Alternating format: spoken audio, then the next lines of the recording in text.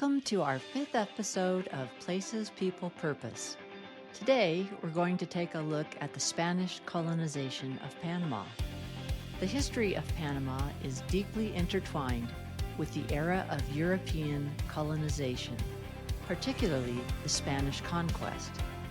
The arrival of the Spanish in the early 16th century marked a significant turning point in the region's history, forever altering the culture, social, and economic landscape.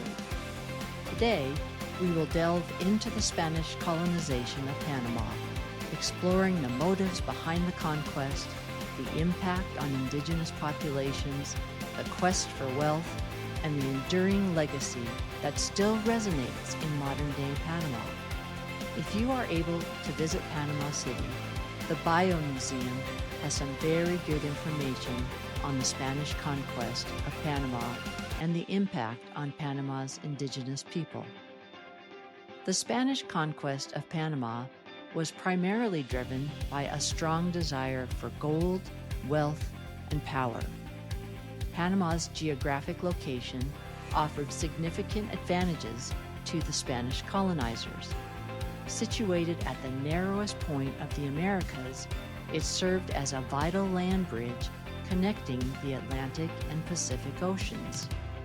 The Spanish recognized the strategic value of this isthmus as a trade route, enabling them to bypass the lengthy and treacherous journey around South America. Following Christopher Columbus's voyage in 1492, the Spanish crown eagerly sought to expand its dominion over new territories in the Americas. The promise of untold riches fueled the ambitions of explorers and conquistadors and drew them to the promising lands of Panama. Vasco Núñez de Balboa arrived in the Americas in 1510 by stowing away on a ship that landed in what is now Colombia. After arriving and seeing that many of the local colonists had been killed by native people, Balboa suggested that the colony be relocated to the Darien region on the northern coast of the Isthmus of Panama. The local indigenous people in the Darien were more peaceful, and Darien would become the first stable Spanish settlement in Panama. In 1511, Balboa was acting as interim governor of Darien. Under his authority, the Spaniards dealt harshly with native inhabitants in the region in order to get gold and other riches. In September 1513, Balboa led an expedition of some 190 Spaniards and a number of local indigenous people southward across the Isthmus of Panama. This was a perilous journey through dense jungles and treacherous mountains. Late that same month that they departed, Balboa climbed a mountain peak and sighted the Pacific Ocean for the first time. Subsequently, Balboa became the first European to reach the Pacific Ocean from the Americas, solidifying Spain's claim over the region and opening the doors to further exploration and colonization. As a reward for his explorations, Balboa was named governor of the provinces of Panama and Coiba. However, unbeknownst to Balboa, King Ferdinand II had appointed an elderly nobleman named Pedro Arias Davila as the new governor of Darien. Davila arrived in Darien in mid-1514, soon after Balboa had returned from his journey. Though suspicious of each other, Davila and Balboa operated under a tentative peace, and Davila even betrothed his daughter Maria, who was in Spain, to Balboa.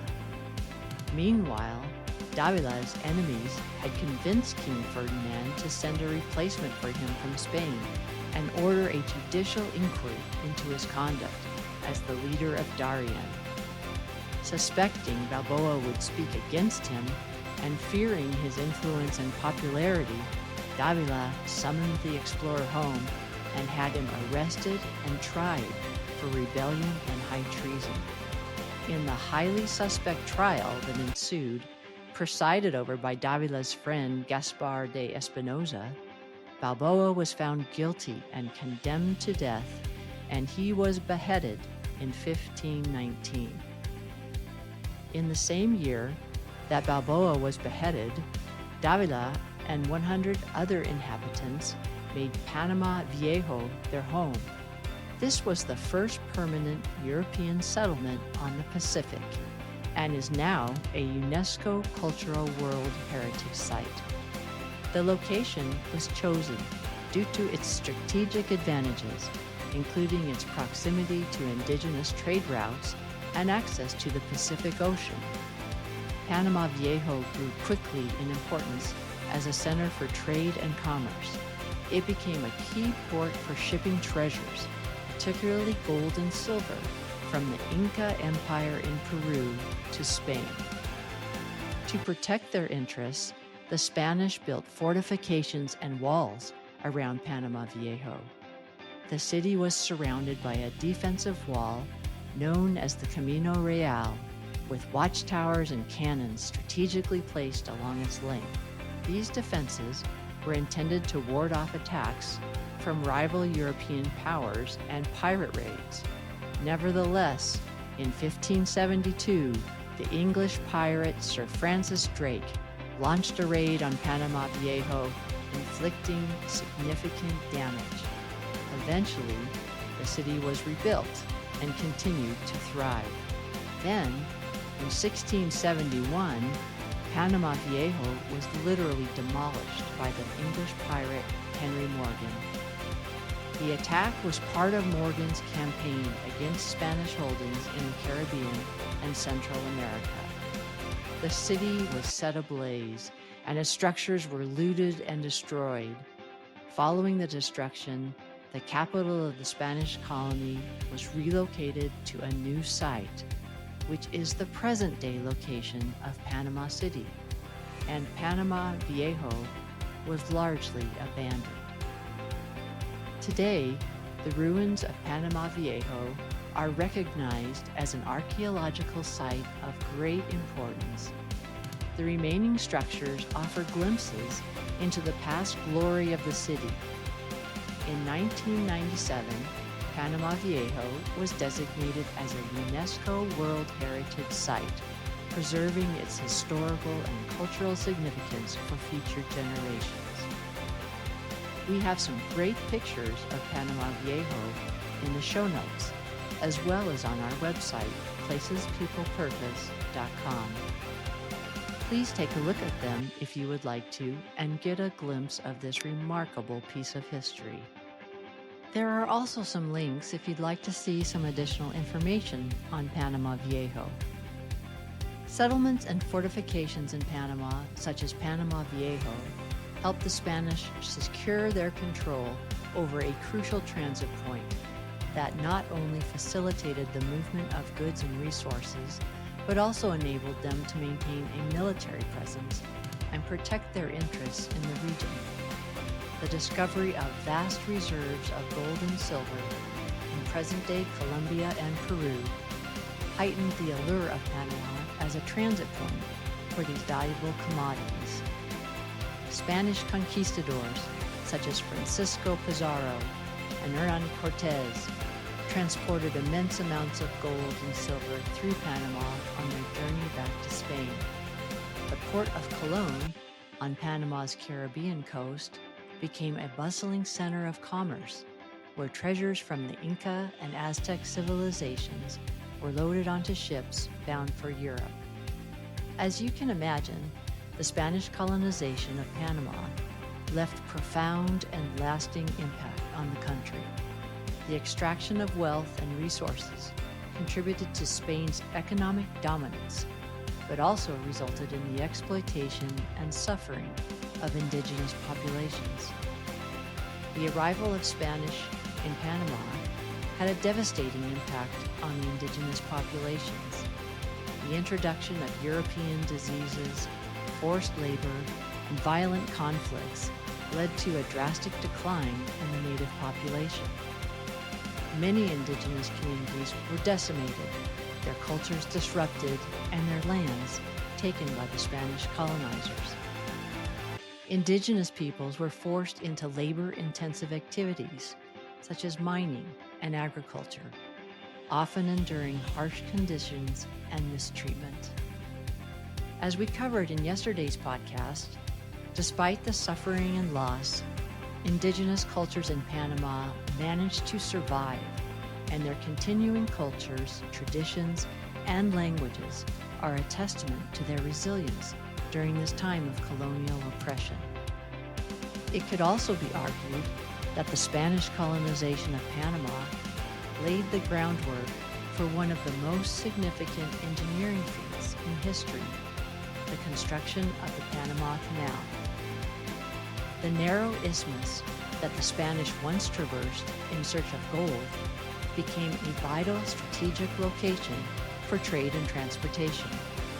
While the idea of constructing a canal across Panama dates back to the early 16th century, it was not until the late 19th and early 20th centuries that the ambitious project became a reality.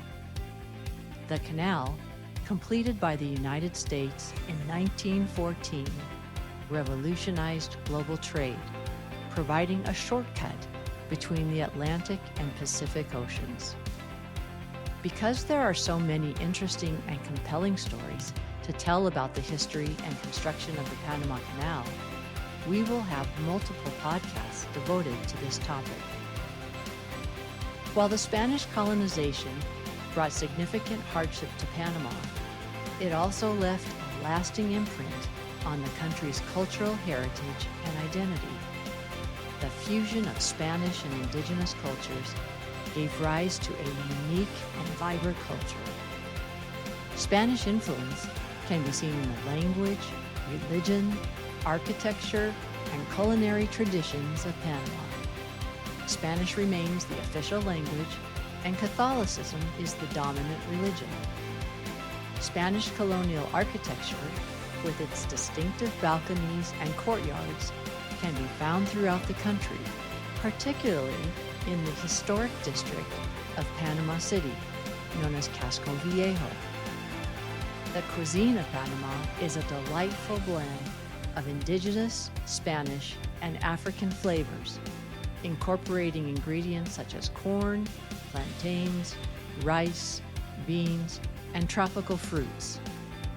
Traditional dances, music, and festivals also showcase the fusion of indigenous and Spanish cultural elements. Panama was a colony of the Spanish Empire for almost 300 years, and the Spanish colonization of Panama left an indelible mark on the country, shaping its history, demographics, and cultural identity. The conquest, driven by the pursuit of wealth and power, had devastating consequences for indigenous populations, while also leaving behind a legacy of cultural exchange and resilience.